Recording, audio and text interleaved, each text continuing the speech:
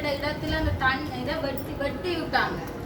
அதை வெட்டி விட்டால நாங்க பள்ளிக்கூடத்துக்கு 50 மீட்டரால போற ஸ்கூல பிள்ளைகள் 200-250 மீட்டரால சுத்தி போறாங்க. மற்றது என்னன்னா அந்த 10 நிமிஷத்தால அந்த ஸ்கூலுக்கு போயிடலாம். அதை வெட்டி விட்டுட்டு அவங்க நாட்டுக்கு போயிட்டாங்க ஸ்கூலுக்கு. அது வந்து 10 நிமிஷத்தால அந்த ஸ்கூல் பாதைக்கு நடந்து போறது பிள்ளைகள் 1 மணி நேரம் பிடிக்கும் சுத்தி போறாங்க.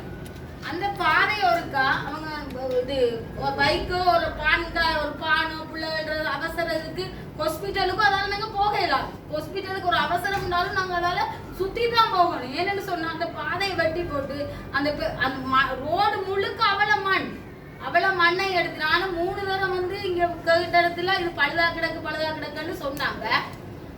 அதை ஒருக்கா கோரிக்கையா வச்சு அந்த இடத்த ஒருக்கா வந்து பார்த்தாலும் பரவாயில்ல. அது பள்ளிக்கட ஹாஸ்பிட்டலுக்கு போற பாதையும் அது பள்ளிக்கட பாதையும் ஒரே பாதை தானே. அதை ஒருக்கா எங்களுக்கு மூடி விட்டுட்டு அடுத்து என்னன்னு சொன்னா இங்க இருந்து 50 வீட்டு திட்டத்துக்கு போறதுக்கு லைட், அது மின்சாரத்தை பற்றி எல்லாம் கதைச்சாங்க. லைட் மின்சாரம் அங்க 50 வீட்டு திட்டம் மட்டும் இருக்குது. அது இடைக்குள்ள லைட் ஒன்றுமே இல்லை. அப்ப அங்க இருந்து அங்க ஒரு 10-15 குடும்பம் இருக்காங்க. அங்க இருந்து வார ஆட்களுக்கு சரியான கஷ்டமா இருக்கு. அந்த இரவுல அவங்க தொழில் செய்யறாங்க. அங்க இருந்து 50 வீடு திட்டத்துல இருந்து இங்க வந்து கோட்டை கொண்டு வராங்க. இங்க இருந்து போறாங்க பாதை நடப்பாதை ஹாஸ்பிட்டலுக்கும் அங்க நடந்து பைக் வழி இதுகளுக்கு தான் வராங்க.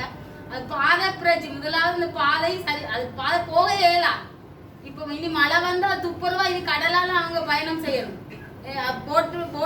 போட்ல ஏறி தான் ஒரு ஹாஸ்பிட்டலுக்கு கொண்டு வராலையும் அதால கொண்டு வரல. ஏன்னா மழை வந்து அதால துப்புரவாவே அதால ஒண்ணுமே கொண்டு வரல. நான் இப்ப அவசரமா எனக்கு பாதை போட்டுட்டாங்கன்னு லைட்டை முதல்ல ஒரு லைட்டை கோரிக்கையா வச்சு முன் வச்சு அந்த பல்புகளை போட ஒரு உதவி செய்யுமாறு கேட்டுக்கொள்ளுங்க. அது நீங்க லைட் போட சொல்ல அதையும் ஒருக்கா முன்னுக்கு வச்சு அந்த 50 வீட்டு திட்டம் மட்டும் அந்த பல்ப் ஒருக்கா போட்டு தருமாறு கேட்டுக்கொள்ளுங்க.